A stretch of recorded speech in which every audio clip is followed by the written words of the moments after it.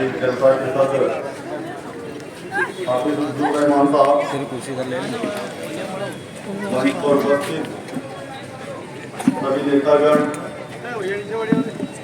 Corporator सरदार, यहाँ मौजूद मेरे सभी साथियों, बुजुर्ग और दोस्तों, अस्सलाम वालेकुम। कि मैं रुका नहीं, मैं थका नहीं, किसी गैर के आगे झुका नहीं। मैं रुका नहीं, मैं थका नहीं, किसी गैर के आगे झुका नहीं। मुझे रब ने जो भी अता किया, मैंने अपना फर्ज अदा किया।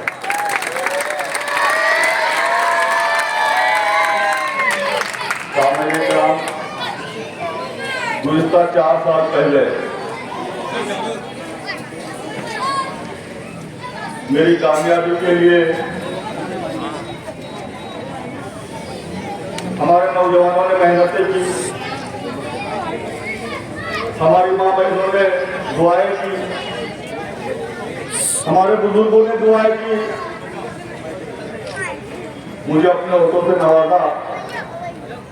अल्हम्दुलिल्लाह उसकी निस्बत पर मैं आप लोगों के सामने एक आमदार कहकर खड़ा हूं। साथियों, आज मेरी कामयाबी को 4 साल मुकम्मल होने को आ रहे हैं, इसलिए मैं अपना इखलाकी फर्ज समझता हूं कि आप सब लोगों की अदालत में आप लोगों ने मुझ पर जो जिम्मेदारी दी थी, इन 4 सालों में मैंने एक आमदार होने के नाते हमारे शहर के लिए, हमारी कौम और समाज के लिए जो कारनामे किए हैं, जो काम किए हैं, उसका हिसाब आप लोगों की अदालत में रखने आया हूं। लेकिन मैं समझता हूं कि अल्हम्दुलिल्लाह मुझसे पहले तमाम मुकर्रीरीन ने मेरे तरक्याती कामों से आप लोगों को आगाह किया, लेकिन कुछ बातें मैं अपनी जिम्मेदारी समझकर अपने ताल्लुक से आप लोगों को बताना चाहूंगा। हाज़रीन इकराम,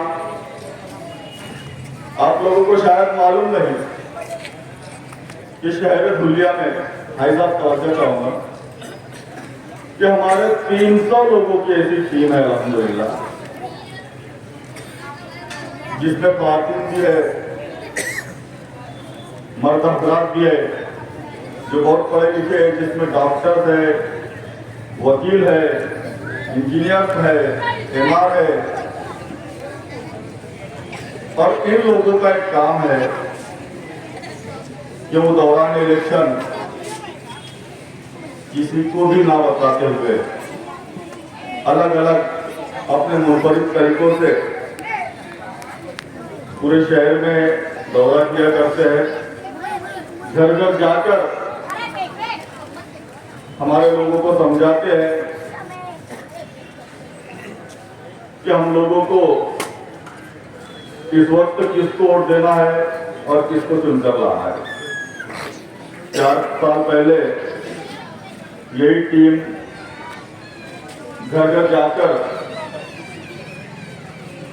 कहा करती थी कि आज एक सुनहरा मौका अल्लाह पाक ने मुसलमानों को दिया है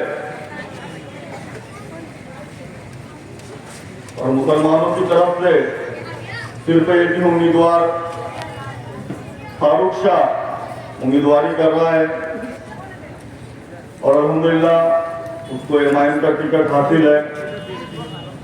तो आप लोगों से गुजारिश है कि आप लोग फारूक शाह को,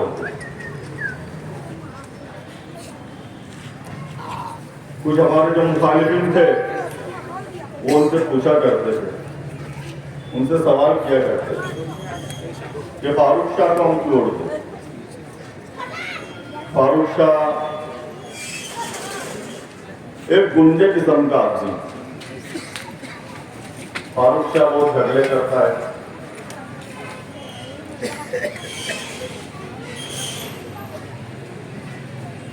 आप लोगों ने देखा होगा साथियों कि जब भी वक्त आया कि अगर कोई ताकतवर किसी मजलूम के ऊपर जुल्म कर रहा है तो फारूक शाह ने उसका साथ दिया। जहां कौम और मिल्लत को जरूरत पड़ी हम अपना सीना तान कर खड़े हो गए।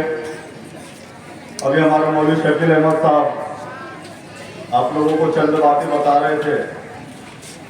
मैं आप लोगों को बताना चाहूँगा कि अल्हम्दुलिल्लाह शुरू से अल्लाह पाक ने हम लोगों को अच्छे हालात में रखा। अल्लाह पाक ने मुझे इज्जत, दौलत, शोहरत, ताकत सब कुछ अता की थी। उसके साथ एक जज्बा था कौम की खिदमत का, समाज की खिदमत का। साथियों 2008 में पूरे शहर में कर्फ्यू नाफिज था, पूरा शहर सुलग रहा था। उस वक्त मुझे मेरे साथी का फोन आया कि फारूक भाई हमारी एक बहन है, वो हामिला है, उसको जच्ची के लिए ले जाना है, बहुत परेशानी का मामला है। हमने हमारी गली से एक हमारे शब्बीर भाई बागवान ने उनकी टैक्सी निकाली और उस टैक्सी में वो बहन को हम लेकर घूम रहे थे। पूरे शहर में कर्फ्यू नाफिज था, सब अस्पताल बंद थे। हम फिरते रहे लेकिन अल्लाह का करना ऐसा हुआ जो बहन की डिलीवरी कार ही में हो गई। उस वक्त मैंने एक तहिया किया था साथियों, अल्लाह से दुआ की थी कि अल्लाह अगर मैं इख्तिदार में आऊंगा तो इंशाअल्लाह ताला मुस्लिम इलाके में एक सच्चा खाना जरूर बनाऊंगा। अल्लाह का शुक्र है जिस वक्त मैं नायब मेयर था महानगर पालिका में 2 हॉस्पिटल की मंजूरी हुई। अभी जो लोग बोलते हैं फारूक शाह गुंडा है तो गुंडागर्दी करते थे हम। अभी कल परसों की एक तकरीर में हाजी साहब ने बताया पानी की टांकी के ताल्लुक से कि हमने बहुत कोशिशें की लेकिन वो पानी की टांकी हमको मुस्लिम इलाके में नहीं दी गई। लेकिन मैं आपको बताऊंगा साथियों कि हमने लड़ झगड़ कर एक बेहतरीन बच्चा खाना हमारे इलाके में लाया। अल्हम्दुलिल्लाह म्युनिसिपल कॉलोनी में आप लोग जाकर देखिए, बेहतरीन तरीके से वहां डिलीवरी शुरू हुई। दूसरी बात,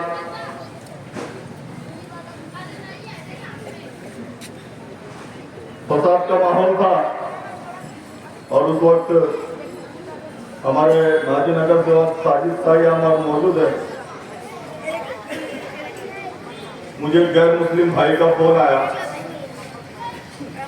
उसने कहा कि फारूक भाई वनी अम्बोड़े से जो हमारे अमरने रोड पे आया था वनी अम्बोड़ा, वहाँ की कुछ मुस्लिम खवातीन है जो अपनी जान बचाकर पैदल भागती हुई धुलिया शहर की तरफ आ रही है और कुछ गैर मुस्लिम उनके पीछे पड़े हुए हैं।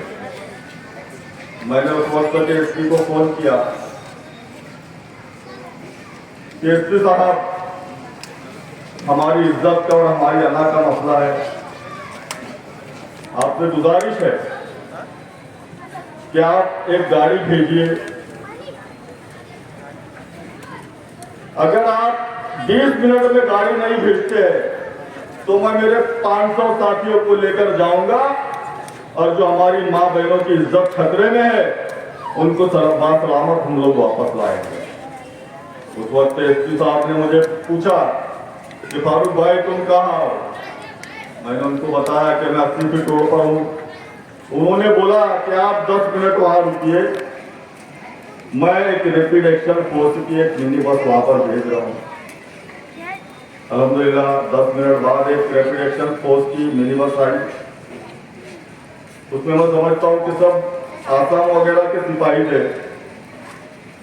मैंने अपनी जान की परवाह ना करते हुए अकेला उस गाड़ी में बैठा, होटल शीतल के पास गया, लेकिन वहां कोई भी नहीं दिखाई दिया। वापस मैंने उसी नंबर पर फोन करके पूछा कि भाई मैं तो होटल शीतल पर आया हूं, लेकिन यहाँ पर कोई भी दिखाई नहीं दे रहा।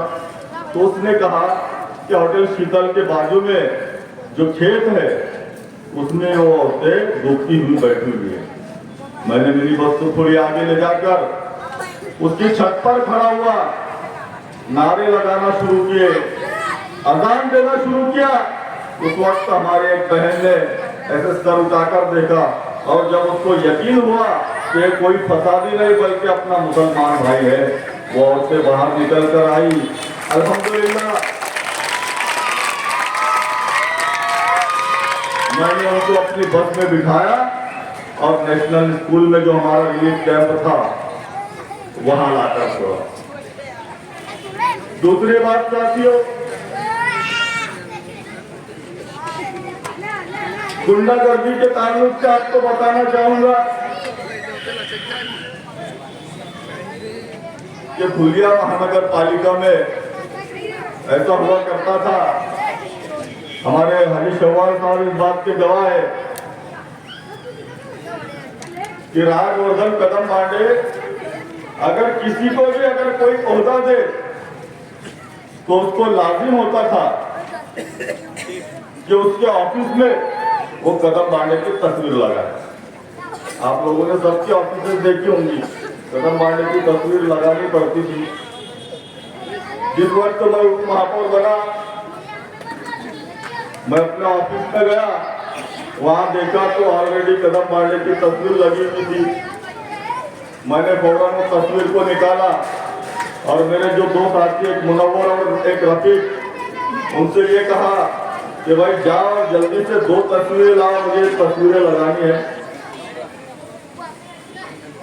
फुलिया महानगर पालिका में सबसे पहले अपने ऑफिस में शहीद वतन टीपू सुल्तान रहमतुल्लाह अलैह की और मौलाना अबुल कलाम आजाद की तस्वीर लगाने वाला दूसरा कोई नहीं बल्कि आपका साथी है।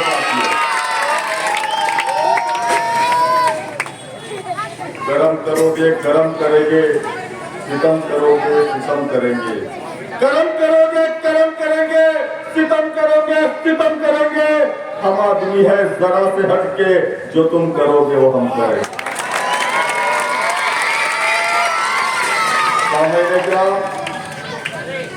ऐसा मामूल था महानगर पालिका में कि जो महासभा हुआ करती थी वो महासभा अक्सर जुमा के दिन बता रहता था। नमाज का वक्त होने तक जो विषय चलते थे, लेकिन जो हमारे कौम के खिलाफ या हमारे समाज के खिलाफ या जो दीगर अपनाए वतन के फेवर में जो विषय होते थे, उनको अक्सर जुमा के वक्त लिया जाता था, जबकि हमारे जो मुस्लिम नगर सेवक है वो नमाज के लिए चले जाया करते थे। ये बात मुझे कोई लोगों ने बताई। अल्हम्दुलिल्लाह मेरी पहली महासभा थी, मैं उप महापौर था। पहली महासभा जुमा के दिन शुरू हुई। महासभा होने दी हमने। जब नमाज का वक्त हुआ, मेरे नीचे जो हमारे नगर सेवक बैठे थे, उन्होंने मुझे इशारा करना शुरू किया कि फारूक भाई नमाज का वक्त हो रहा है। मैंने उनसे कहा कि 2 मिनट रुकिए। महापौर की रूलिंग जैसे ही खत्म हुई हाजी साहब, मैंने महापौर के हाथ से माइक छीना और मैंने ये कहा कि जुमा का दिन है, हम लोगों को नमाज के लिए जाना है, आपको ये महासभा बंद करनी पड़ेगी, ये महासभा रोकनी पड़ेगी। उस वक्त शिवसेना और भाजपा के नगर सेवकों से हमारी झटापट हुई, बहसबाजी हुई, लेकिन हम हमारी बात से कायम रहे और अल्हम्दुलिल्लाह वो महासभा को हमने रुकवा दिया। महासभा को सिर्फ रुकवाया ही नहीं, बल्कि उस दिन तारीख के सुनहरे अल्फाज में बात लिखी गई कि हम लोग जब तक महानगर पालिका में है, इंशाअल्लाह ताला कभी भी महासभा जुमा के दिन नहीं ली जाएगी। ये सब बातें हैं साथियों। वक्त ज़्यादा हो चुका है। हमारे मौलवी शकील अहमद साहब ने बेहतरीन तरीके से आप लोगों के सामने सब बातें रखी। हाजी शव्वाल अमीन साहब ने कुछ बातें रखी, उसमें उन्होंने 2 बातों का जिक्र किया। तालीम के एतबार से तो अल्हम्दुलिल्लाह हाजी साहब किसी आमदार ने ये बातों को सोचा नहीं, इन बातों पर गौर नहीं किया, लेकिन मैं पूरे शहर में अल्हम्दुलिल्लाह 4 जगह अभ्यासिका यानी स्टडी सेंटर बना रहा हूँ, मुतालिया का जिसको बोलते हैं, और 2 जगह काम शुरू हो चुके हैं अल्हम्दुलिल्लाह। दूसरी दोनों जगह भी जल्द से जल्द काम शुरू करूँगा। दूसरी बात ये कि मैं स्कूल नंबर 25 से मैंने तालीम हासिल की है। मेरे उस्ताद मोहतरम याया सर यहाँ पर मौजूद है। तो उसके 100 साला जश्न के वक्त मैंने जो कहा था, तो अल्हम्दुलिल्लाह मैंने 50 लाख रुपए उस वक्त कहा था, लेकिन अल्हम्दुलिल्लाह 1 करोड़ रुपए हमने एक स्कूल के लिए मंजूर किए। अल्हम्दुलिल्लाह डिजिटल काम उसको हम लोग बना रहे हैं, जिसका काम 15 दिनों में इंशाअल्लाह हम लोग शुरू करने वाले हैं।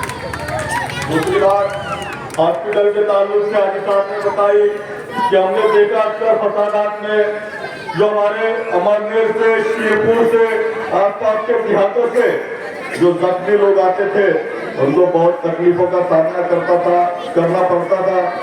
इन बातों को मद्देनजर रखते हुए आप सब लोगों की दुआओं से मैंने एक हॉस्पिटल बनाया हूँ, और जिसमें राजीव गांधी जीवनदायी योजना के अल्हम्दुलिल्लाह हमने मंजूर करके लाया है। अब पूरा इलाज इंशाअल्लाह ताला मुफ्त में हम लोग जब चाहे हमारे मरीजों का कर सकते हैं। ये सब बातें हैं, वक्त की किल्लत है साथियों। एक बार फिर से आप सब लोगों का तहे दिल से शुक्रिया अदा करना चाहूँगा। आप लोगों ने मुझ पर जो जिम्मेदारी दी थी, अल्हम्दुलिल्लाह मैं उन तमाम बातों को, उन तमाम कामों को, उन तमाम जिम्मेदारियों को पूरी तरह से, पूरी ईमानदारी के साथ मैंने पूरी करने की कोशिश की है। और आप लोगों से गुजारिश करूंगा कि कुछ रह गया है तो अपना एक छोटा भाई समझकर आप लोग मुझे बताइए। इंशाअल्लाह जो भी काम है, जो भी बातें इंशाअल्लाह पूरी करके दूंगा। वाक़ई दावाना अल्हम्दुलिल्लाह रब्बिल आलमीन।